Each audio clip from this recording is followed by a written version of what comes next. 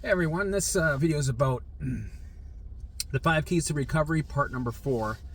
I'm going to add some things that I missed on the last video, and it's old behavior patterns to be aware of, and to I think that one of the first steps is being aware of your patterns, because if you're not aware, how do you know what to change, right?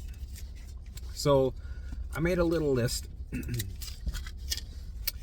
and it's things that you might see you doing and you're probably not even aware of it, because when we have neural pathways and we create habits, it becomes just a part of our routine and we don't even notice that we do things.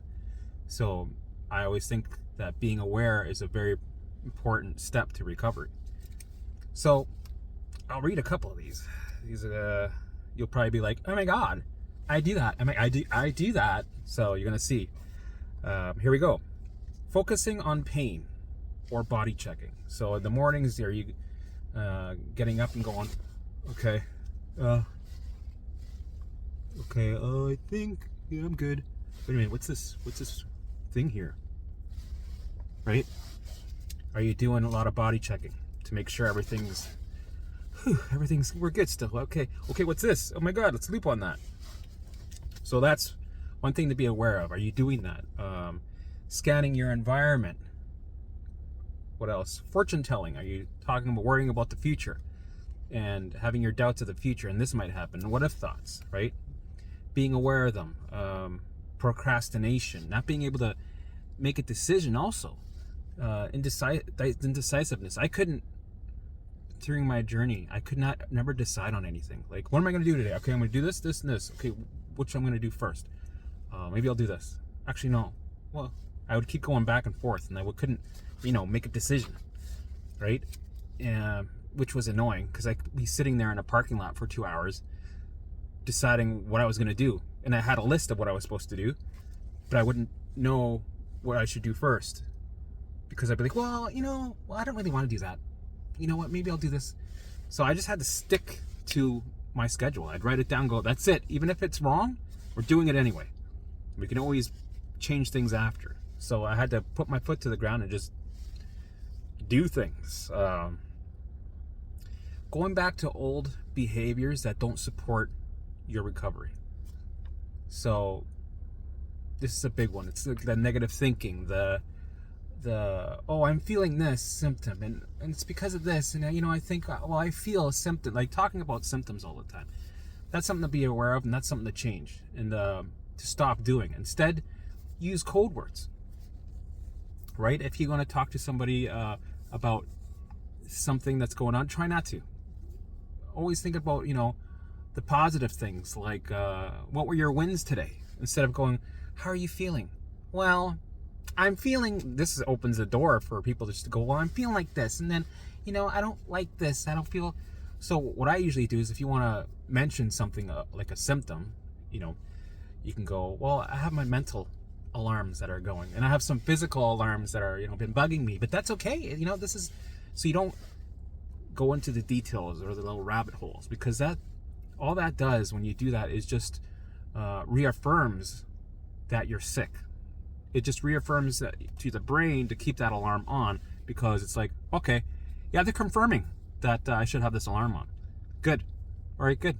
Yeah, I don't feel good. My back hurts. Danger, danger, danger, danger. Right? Keep saying danger, danger. Alarm goes, all right, thank you. I just have to chill here. I don't have to do nothing. I don't have to change nothing. Keep the alarms on. Right? So you have to be aware of your old patterns and behaviors that kept you sick. And that can be hard sometimes because people aren't aware of it.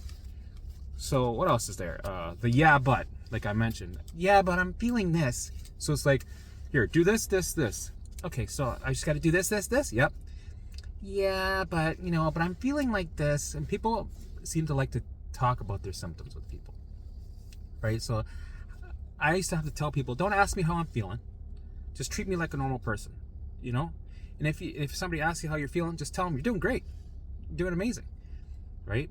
Because you don't want to open that door of, so how are you feeling? well, I'm feeling like this. My symptoms in my back and my ear and my whole head. You don't want to reaffirm those alarms that you're sick. So stop saying the yeah, but stop talking about symptoms. Use some code words. It's like, what are the wins today? What's good today? I'm just dealing with some alarms in my mind, and mental alarms and some physical alarms. And other than that, a lot of wins today. I'm aware of that. So that's a win. What else is there? Needing to be in control. Perfectionist tendencies.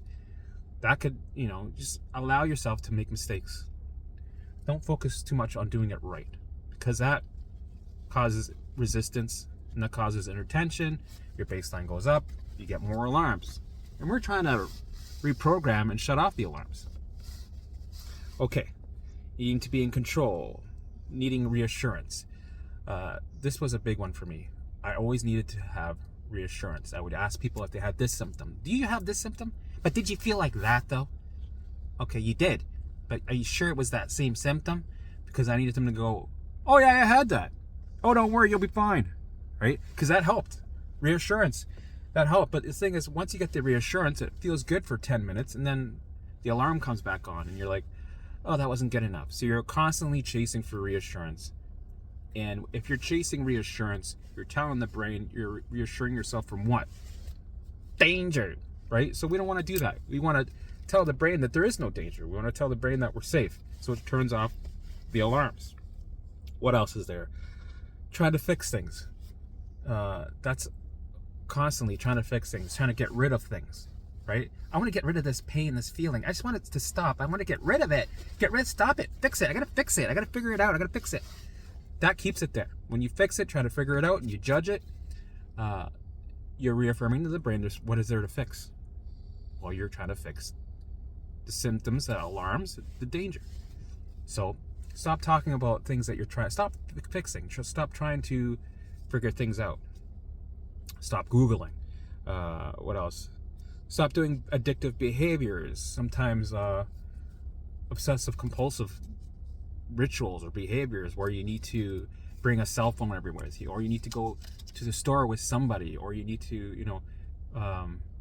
you might have a pendulum that you always talk to just to get reassurance, or you're always on, watching for tarot card readings, or addictive behaviors like that are looking for reassurance.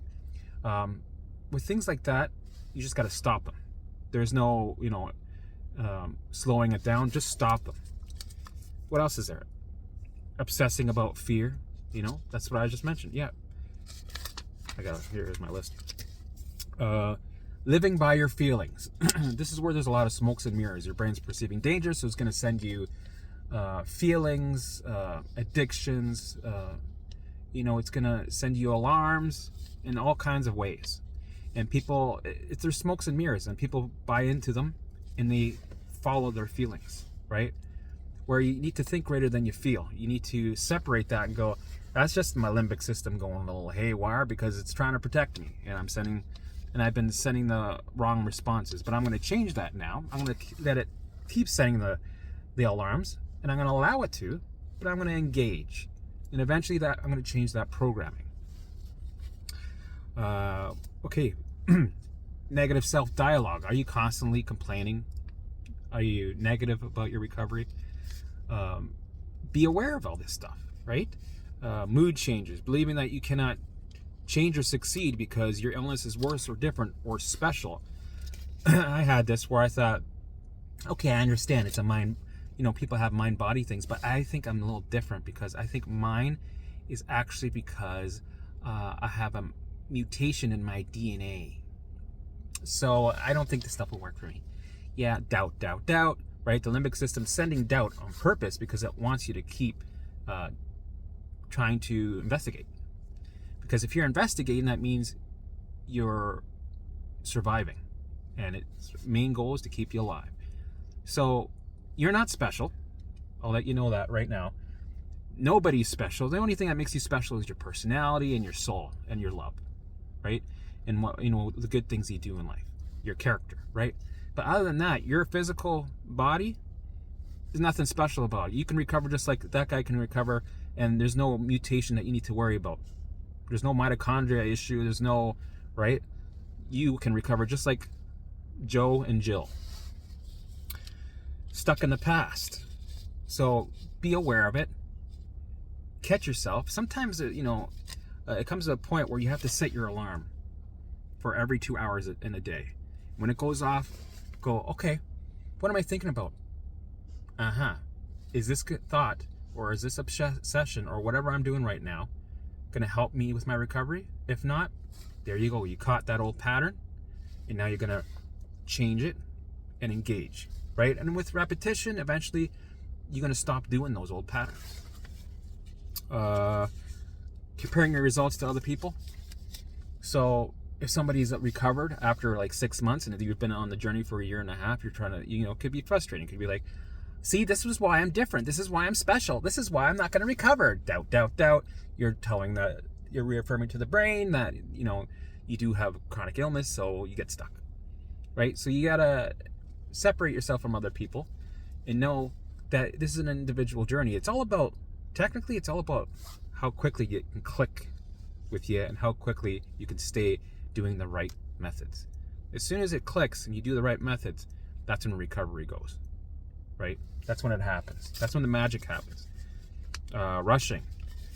You ever notice when you're doing things at home, you're multitasking, doing things really quickly, right? Like a survival state type of person. Try to do things slowly. Try to drag things out slowly. Try to go, I'm just gonna clean this thing a little slower.